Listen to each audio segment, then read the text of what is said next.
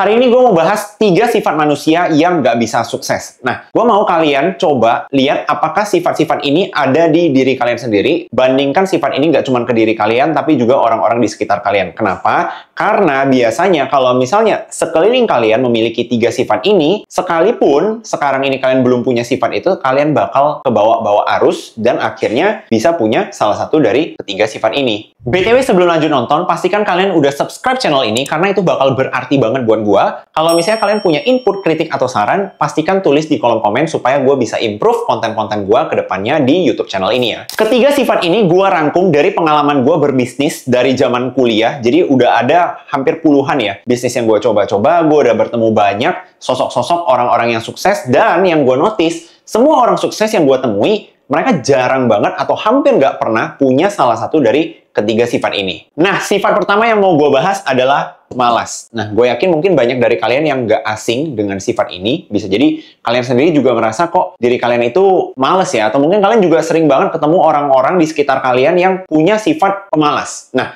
biasanya orang-orang yang punya sifat pemalas itu mereka nggak suka ya melakukan pekerjaan-pekerjaan yang menurut mereka itu baru ataupun sulit. Ketika diberikan tugas ataupun kerjaan yang kesannya itu nggak mudah, mereka bakal mencoba mencari segala macam alasan untuk nggak mulai ngerjain pekerjaan itu. Nah, jadi bisa disimpulkan ya, salah satu ciri-ciri orang yang malas itu pastinya yang pertama suka menunda-nunda pekerjaan. Sebenarnya ada satu lagi kebiasaan turunan dari sifat malas yang mungkin nggak banyak teman-teman sadari. Menurut gua, orang-orang yang punya hobi bingung, gue yakin teman-teman di sini mungkin dikit-dikit bingung ketika ditanyain sesuatu, jawabannya itu selalu aku nggak tahu, aku nggak bisa, aku nggak ngerti caranya. Nah, biasanya orang-orang ini adalah orang-orang pemalas yang berlindung di balik ketidaktahuannya mereka. Karena teman-teman harus sadari ya, kita sekarang udah masuk ke dunia serba digital, ya udah ada AI, terus kalian juga bisa nyari informasi dari manapun. Jadi untuk kita tidak tahu suatu hal itu, untuk kita tidak bisa mempelajari suatu hal baru itu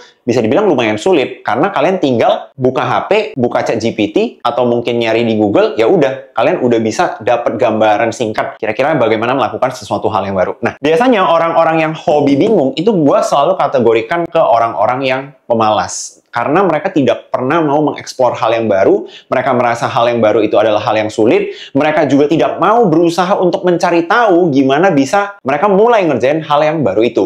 Salah satu sifat turunan yang sering banget gue temui di orang-orang pemalas, itu juga mereka itu nggak bisa konsisten. Jadi buat orang-orang pemalas, untuk melakukan sesuatu berulang-ulang dalam jangka waktu yang panjang itu sulit banget untuk mereka. Karena mereka itu biasanya semangatnya itu berapi-apinya itu cuma bisa dalam jangka waktu yang pendek. Misalnya nih, mereka punya komitmen untuk olahraga atau mungkin nge-gym. Panasnya itu cuma di hari pertama, hari kedua, atau mungkin 1 minggu pertama. Setelah itu mereka udah mulai, udahlah hari ini nggak usah datang dulu. Udahlah hari ini skip dulu. Aduh hari ini lagi kurang enak badan nih, lagi nggak ada moodnya nih. Jadinya nggak dilanjutin. Yang menyebabkan ya momentumnya patah dan mereka nggak melanjutkan kekonsistenan mereka. Karena sekarang gue lagi mendalami dunia affiliate TikTok. Gue sering banget nih ketemu para pemula yang mereka mau bisa menghasilkan dari affiliate TikTok, cuman alasan kenapa mereka nggak mulai, alasan kenapa mereka merasa akunnya nggak berkembang adalah karena mereka merasa mereka nggak bisa konsisten. Padahal teman-teman, menurut gue, konsisten itu adalah bare minimum kalian gitu loh. Bare minimum untuk kalian bisa memulai sesuatu, untuk kalian bisa menjadi jago di bidang tertentu. Dan menurut gue ya, semua hal yang mau kalian usahakan di dunia ini itu butuh konsistensi. Misalnya deh, kalian kerja di suatu perusahaan. Pastinya kalian harus datang dong ke perusahaan itu setiap hari untuk bekerja. Nggak bisa, misalnya hari ini kalian lagi nggak mood nih, lagi nggak ada semangat nih, udah deh, hari ini absen dulu. Besoknya absen lagi. Ntar pas ada mood baru datang kerja. Nggak bisa dong. Nah, jadi bahkan hal sekecil, sesimpel bekerja aja, itu butuh konsistensi. Itu adalah bare minimum. Dan kalian kalau datang kerja setiap hari itu bukan sesuatu hal yang harus diapresiasi juga kan. Itu adalah hal minimal yang harus kalian lakukan ketika kalian bekerja di suatu perusahaan. Sama halnya dengan apapun yang lagi kalian kerjakan sekarang. Misalnya kalian lagi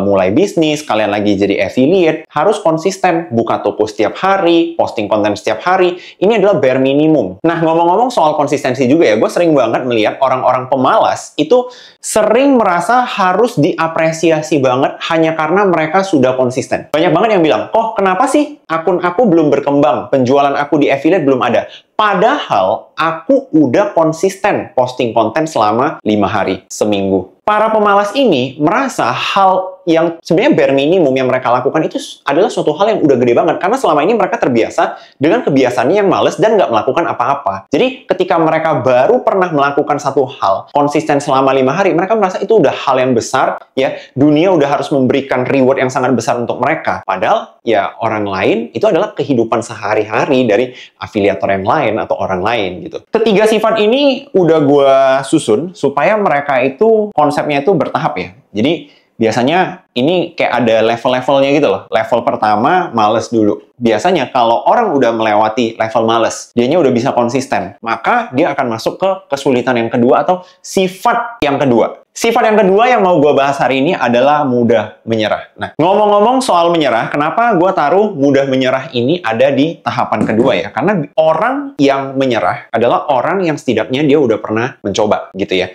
Jadi berarti dia itu harus melewati rasa malasnya dulu, dia udah mulai dulu, dia udah explore dulu, dia udah konsisten dulu. Tapi seiring berjalannya waktu ketika dia konsisten, dia menghadapi masalah gitu loh. Karena kan ketika kita mengerjakan apapun nggak selalu mulus ya. Misalnya, lagi fokus di dunia affiliate. Ketika kalian posting, kadang ada video yang kena pelanggaran lah, atau mungkin kenapa produk yang lagi kalian jual itu keranjang kuningnya hilang, dan lain-lain. Selalu ada problem yang muncul. Bedanya, bakal ada dua jenis orang. Yang pertama itu yang mudah menyerah, yang kedua itu adalah yang tidak mudah menyerah. Nah, kalau tadi di bagian malas, kita bahas tentang konsistensi. Di bagian mudah menyerah, kita akan membahas soal yang namanya persisten. Kalau misalnya kalian bisa melakukan hal secara berulang-ulang, memiliki rutin yang berulang-ulang, dan kalian merasa nyaman melakukan itu, maka kalian bisa dibilang sebagai orang yang konsisten. Tapi, kalau misalnya kalian ketika melakukan hal secara berulang-ulang dan dihadapi dengan masalah, dan kalian masih nggak nyerah, kalian masih maju terus, dan semangat terus, itu berarti kalian adalah orang yang persisten. Jadi, orang yang mudah menyerah adalah orang yang tidak persisten. Kenapa menjadi orang yang persisten ini penting banget supaya kita bisa mengejar yang namanya kesuksesan? Karena, balik lagi, ketika kita melakukan apapun, apalagi kita mau mengejar sesuatu yang besar, nggak mungkin kita akan plong terus seperti jalan tol, nggak ada masalah, nggak ada hambatan. Ketika kita mau mengejar sesuatu, pasti selalu akan ada cobaan, pasti selalu akan ada kompetisi, pasti selalu akan ada masalah-masalah yang kita kira dulunya nggak ada. Dan itu adalah hal yang normal. Biasanya orang yang gagal di bagian sini adalah ya orang yang baru menghadapi satu masalah sudah langsung merasa, wah kayaknya ini bukan bidangku deh. Wah kayaknya aku nggak cocok deh di sini. Gue mau kalian coba tanya ke diri kalian sendiri atau lihat orang-orang di sekitar kalian. Ada nggak orang-orang yang kayaknya tiap kali kalian temui itu selalu punya sesuatu yang baru, project yang baru, ide yang baru yang mau dieksekusi. Padahal ide-idenya sebelumnya, project-project dia sebelumnya, itu juga bukan yang berhasil-berhasil banget gitu. Biasanya itu adalah ciri-ciri orang yang nggak persisten. Karena satu, mereka gampang menyerah, jadinya mereka merasa ketika memulai sesuatu hal yang baru aja, itu sudah adalah sebuah keberhasilan. Padahal keberhasilan itu kan sebenarnya ketika kalian mulai sebuah project dan kalian bisa mensukseskan project tersebut, itu baru berhasil. Nah, cuman karena si orang ini terlalu mudah menyerah, jadinya project sebelumnya belum diselesaikan, dia mencari feeling happy, feeling suksesnya itu dengan memulai project-project baru. Supaya apa? Melindungi diri mereka sendiri dari rasa gagal. Soalnya pastinya daripada mengakui, oh project gue yang lama, belum gue kerjain sampai beres, gue belum mendalami itu banget, jadinya projectnya nggak berjalan mulus, dan gue gagal. Daripada mereka mengakui hal itu, akan lebih mudah untuk mereka, ya udah deh, ini jangan dilihat dulu, gue ada project baru lagi nih, gue hari ini lagi mau ngerjain ini nih, gue hari ini mau ngerjain itu tuh. Selalu ada hal baru yang mau mereka fokusin. Hari ini bahas kripto, besok bahas affiliate, besok lagi mereka mau buka clothing line, besok lagi mereka mau freelance di mana, dan lain-lain. Makanya kalau gue bilang, salah satu ciri-ciri dari orang-orang yang tidak persisten itu adalah mereka tidak fokus pada satu hal, karena mereka akan terus lompat.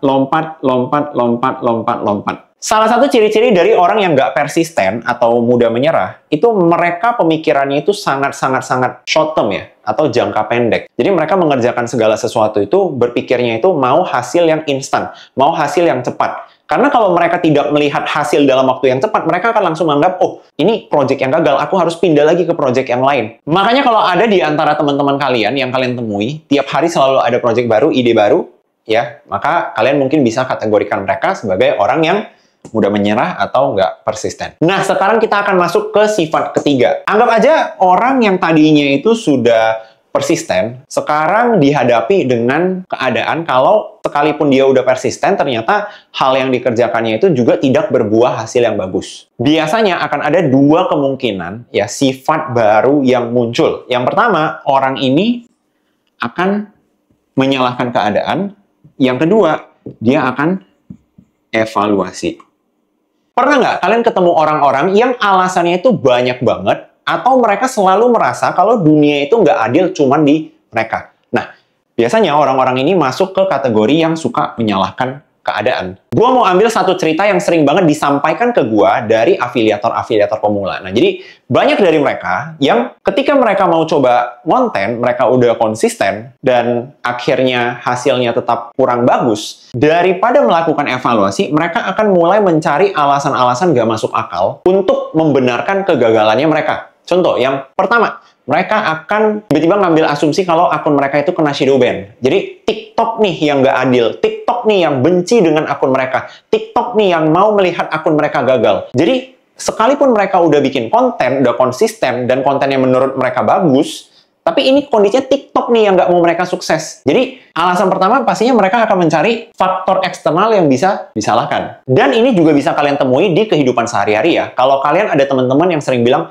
ya iyalah, kan aku pendidikannya itu nggak tinggi. Ya iyalah, kan aku nggak punya privilege ini. Ya iyalah, kan aku nggak ganteng. Kan aku nggak cantik, dan lain-lain. Selalu ada keadaan atau hal di luar dari dirinya dia yang menurut dia menyebabkan dia nggak bisa sukses. Padahal nih, kalau orang ini bisa berhenti menyalahkan faktor-faktor eksternal dan mulai melihat ke dirinya sendiri, maka dia akan bisa mulai evaluasi dan mencari tahu penyebab utama kenapa sih hal-hal yang dia kerjakan itu gagal. Dan dia bisa berusaha belajar bagaimana caranya memastikan supaya project ini hasilnya itu bisa lebih baik di kemudian hari. Gue mau ambil study case di dunia affiliate supaya kalian bisa paham ya, tipe-tipe orang yang menyalahkan keadaan eksternal dengan orang-orang yang bisa evaluasi melihat diri sendiri dan bagaimana mereka bisa jadi lebih baik. Kita ambil contoh salah satu afiliator yang merasa selama ini kontennya itu nggak bisa FYP karena kualitas videonya itu kurang. Ternyata dia sadar kalau misalnya dia nggak punya peralatan-peralatan seperti pencahayaan, lighting yang memadai. Pilihan pertama, dia bisa menyalahkan keadaan eksternal.